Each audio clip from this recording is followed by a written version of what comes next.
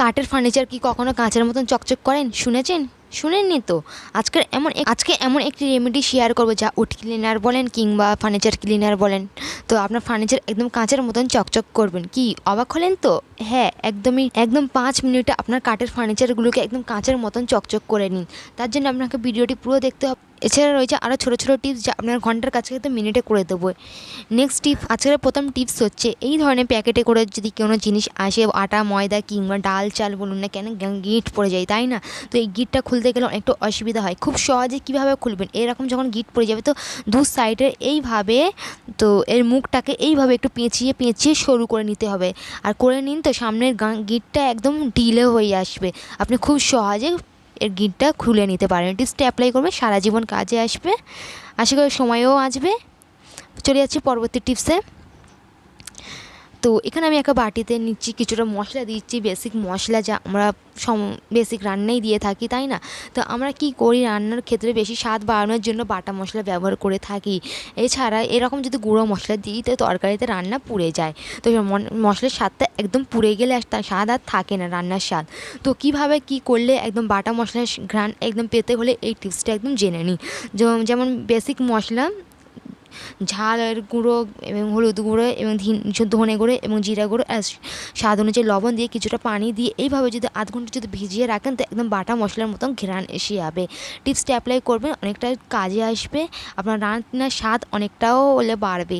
তো এইভাবে মশলা তৈরি করে দেবেন রান্নার সময়, মশলা আর জ্বলেও যাবে না আর স্বাদও নষ্ট হবে না এবং বাটা মশলা ঘ্রাণও আসবে। আশা করি টিপসটি ভালো লেগেছে। প্লিজ একটি লাইক দিয়ে পুরো দেখুন, ভিডিও রয়েছে আরও নানান ধরনের ছোটো ছোটো টিপস যা আপনার ঘন্টার কাজকে মিনিটে করে দেবে এবং অনেক টাকাও বাঁচিয়ে নিতে। চলে যাচ্ছে পরবর্তী টিপসে। আমাদের যখন কিচেন স্ল্যাপে যখন একটু তেল পড়ে যায়, যেমন আমি এখানে তেল ঢেলে দেখাচ্ছি, তো কী করি আমরা একটা কাপড় দিয়ে মুছি তাই না? কাপড় দিয়ে মুছলে কাপড়টা তো তেল চিটে হয়ে যায় এবং চারিদিকে একদম তেল হয়ে আবারও ধুয়ে এনে আবারও বারবার করে মুছতে হয়। তো আপনি খুব সহজে পরিষ্কার করে নিতে পারেন। এই ধরনের যে আটাগুলো থাকে না, এটা আমার বাঁচা আটা, রান্নার রুটি করার পর যেই বেঁচে ওই আটাই দিয়েছি। আপনারা এমনি আটাও দিতে পারেন, এছাড়া যেসব ইউজ হয় না ওই আটাও দিতে পারেন।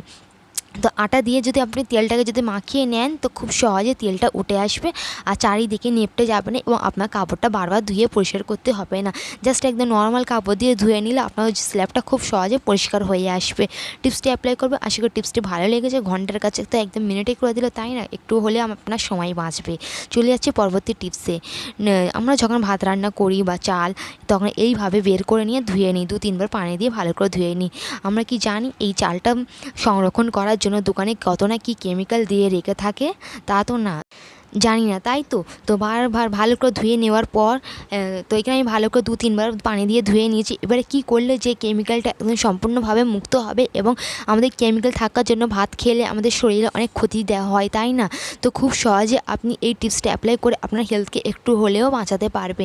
তো এখানে দিয়েছি আমি লবণ দিয়ে মাখিয়ে নিচ্ছি। ভালো করে চালটা ধুয়ে নেওয়ার পর লবণ দিয়ে যদি মাখিয়ে নেয় তো এর কেমিক্যালটা পুরোপুরি চলে যাবে এবং ভাত রান্না করে ভাতের স্বাদও নষ্ট হবে না, উল্টো খুব তাড়াতাড়ি ভাত রান্নাও হয়ে আসবে এবং একটা লবণের একটা স্বাদও থাকবে। টিপসটা অ্যাপ্লাই করবেন, অনেকটা কাজের টিপস, আপনার হেলথও ভালো থাকবে। চলে যাচ্ছে পরবর্তী টিপসে। চায়ের পাতা, চায়ের লিকারটি ইউজ করার পর যেই চায়ের পাতাটা থাকে না সেই চায়ের পাতা আমি নিয়েছি। এই চায়ের পাতা দিয়ে আপনি অনেক টাকা বাঁচিয়ে নিতে পারবেন এবং আপনার ঘন্টার কাজকে একদম মিনিটে করে নিতে পারেন।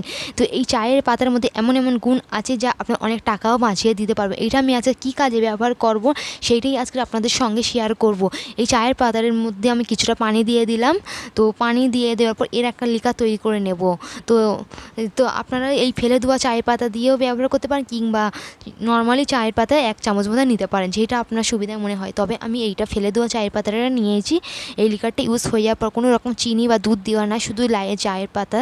তো এইটাকে চুলায় দিয়ে আমি এটাকে লিকার তৈরি করে নেব। তো এটা আমাদের অনেক টাকা বাঁচিয়ে দিতে পারবেন খুব সহজে। প্লিজ ভিডিওটি পুরো দেখুন, একটু স্কিপ করে যাবেন না। তো প্লিজ একটি লাইক দেবেন। তো এটা ফুটে আসছে। তো এখানে তো এই যেহেতু বর্ষার সময়, তো এখন আমাদের কাঠের ফার্নিচারে কি ফাঙ্গাস পড়ে যাচ্ছে তাই না? তো ভিজে কাপড় দিয়ে তো আমাদের কাঠের ফার্নিচারগুলো পরিষ্কার করা একদমই ঠিক না। তো এখানে আমি একটা উড ক্লিনার তৈরি করেছি যা আপনার অনেক টাকা বেঁচে যাবে, একদম জিরো কস্ট। তো এখানে বলক এসে গেছে, আমি আরেকটু বলক দেব। তো জিরো কস্ট একটা উড ক্লিনার তৈরি হচ্ছে। তো কাঠের ফার্নিচারগুলো পরিষ্কার করার জন্য আমাদের যত্ন নেওয়া দরকার, যাতে এর মেয়াদ বেড়ে যায়। কাঠের ফার্নিচার পরিষ্কার যত্ন নিতে হয়, কারণ এটা ফুলে যায়, ফাঙ্গাস পড়ে যায়, আবারও নষ্ট হয়ে যায়। একে তো অনেক দাম, আমরা যদি খারাপ হয়ে যায় তো আমাদের আরও দাম দিয়ে কিনতে হয়, তাই তো। তো এখানে আমার চায়ের লিকারটা অনেকটা ঠান্ডা হয়ে যাওয়ার পর, যেমন আমি এখানে হাত দিয়ে ধরছি, তো ঠান্ডা হয়ে যাওয়ার পর আমি ছাঁকনি দিয়ে বাটিতে ঢেলে নিলাম, তাই তো। তো এখানে আমি দিয়ে দিচ্ছি 1 চামচ সরিষার তেল। হ্যাঁ, সরিষার তেল, একদমই নারকেল তেল নেবে না। নারকেল তেল একদম ভালো না কাঠের ফার্নিচারের জন্য, কিংবা আপনারা অলিভ অয়েল ইউজ করতে পারেন। তো বর্ষার পরেই 1 মাস পর আমাদের কি ঠান্ডা এসে যাচ্ছে, তো আপনি যদি এই কাঠের ফার্নিচার যদি নারকেল তেল দিয়ে যদি করেন, তো কাঠের ফার্নিচারের উপরে নারকেল তেলের শক্ত একটা আবরণ দেখা যাবে, সেটা দেখতে খুবই বাজে লাগবে, আপনার ফার্নিচারে প্রচুর ক্ষতি হতে পারে। তারপরে এই তেলটা দিয়ে এমনভাবে মিক্স করে নিতে হবে, পুরো তেলটা যেন এই লিকারের সঙ্গে ভালো করে মিক্স হয়ে আসে, যে তেলটা না যেন একদম ওপরে ভাসে, ভালো করে মিক্স করতে হবে। তো এই চায়ের পাতা আপনার যত ফার্নিচারের মধ্যে ময়লা আছে খুব অ্যাবজর্ব করতে খুব ভালোভাবে সাহায্য করে এই সর্ষের তেল, আপনার ফার্নিচারে একটা গ্লেজ এনে দেবে।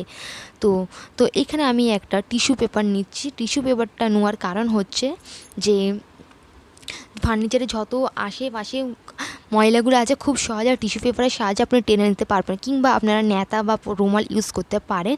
তো এখানে আমি টিস্যু পেপারটা দিয়ে ভালো করে একটু স্কুইজ করে নিলাম। তো স্কুইজ করে নেওয়ার পর পুরো পরিষ্কার করে দেখাচ্ছে, একদম আপনি অবাক হবেন, একদম আপনার কাঠের ফার্নিচারগুলো একদম কাঁচের মতন চকচক করবে, এতটা সহজে একদম ফেলে দেওয়া জিনিস দিয়ে একটা উড ক্লিনার তৈরি করে নিন। তো একদম অনেক দিন পর্যন্ত ফ্রেশ থাকবে, একদম কিচ্ছু হবে না। কাঠের ফার্নিচারে তো একদম পানি ইউজ করাতে একদমই ভালো না, যা আমাদের ফার্নিচারকে নষ্ট হয়ে যাবে। এমনিতেই কাঠের ফার্নিচার প্রচুর দাম, তাই না? তো এখানে দেখুন আপনার ময়লা আর বিফোর আফটারটা দেখে বুঝতে পারছেন। তো এইসব আলমারির কি হয় না, এগুলো ডিজাইন আলমারি যেহেতু এর মাঝে মাঝে প্রচুর ময়লা জমে, তো এই ময়লাগুলো খুব সহজে টেনে বার করে এই চায়ের পাতা। আর সর্ষে তেল দেওয়ার কারণে এর একটা গ্লেজ এসে যাচ্ছে, জেল্লা দেখতেই পাচ্ছেন যে কতটা জেল্লা, দেখতে পাচ্ছেন যে কতটা চকচক করছে। আজকে এই রেমেডিটা সেটি অ্যাপ্লাই করবেন, আপনার গাছের আশপাশগুলো আপনি যত্ন নেবেন।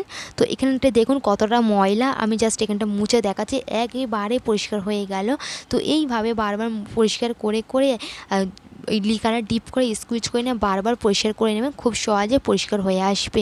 প্লিজ আমার ভিডিও একে লাইক দিন, আপনার মতো আরও সাধারণ 5টা মানুষের কাছে যাতে এই ভিডিওটি পৌঁছায়। তো আপনাদের লাইকের এবং সাপোর্টের অনেকই দরকার। আপনারা যদি সাপোর্ট করতে চান তো আমার চ্যানেলটিকে সাবস্ক্রাইব করে দিন এবং আমার পাশে এইভাবে থাকুন। তো এইভাবে আমি চারিদিকটাই আমি ভালো করে আমি এই চায়ের লিকার দিয়ে আমি পরিষ্কার করে নিচ্ছি। দেখুন একদম পরিষ্কার খুব ভালোভাবে হয়ে যাচ্ছে। তো এখানে আমি বিফোর আফটারটা দেখাবো। একদম টিস্যু পেপারটা দেওয়ার কারণটা হচ্ছে যে এর ভেতরে ভালোভাবে চলে যাচ্ছে, ময়লাগুলো খুব সহজে অ্যাবজর্ব করে নিচ্ছে। দেখুন, দেখেই বুঝতে পারছি একটা রেজাল্ট খুবই সুন্দর আসছে। আমি এইভাবে পুরো আমি বাড়ির ফার্নিচারগুলো খুব ভালোভাবে পরিষ্কার করে নিচ্ছি।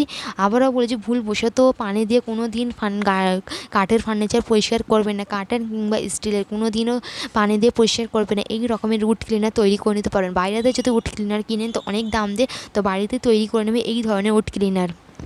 এখানে দেখতেই পাচ্ছ কতটা একদম সুন্দরভাবে পরিষ্কার হয়ে গেছে। আর এখানে টিস্যুটা দেখুন কতটা ময়লা।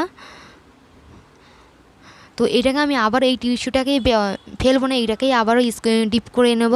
তো তারপরে আমি পালঙেরগুলোও পরিষ্কার করে নেব, পালংও পরিষ্কার করে নেবে এবং বাকি পরিষ্কার করে নেব। এবং তো প্লিজ আজকের এই টিপসগুলো যদি একটু হলে যদি আপনার উপকারে আসে তো প্লিজ ভিডিওকে লাইক দেবে এবং চ্যানেলটাকে সাবস্ক্রাইব করে আমাকে সাপোর্ট করতে পারে। আপনার সাপোর্টের অনেকই দরকার। আজকে পর্যন্ত এত দূর, থ্যাঙ্কস ফর ওয়াচিং, এতক্ষণ সঙ্গে থাকার জন্য।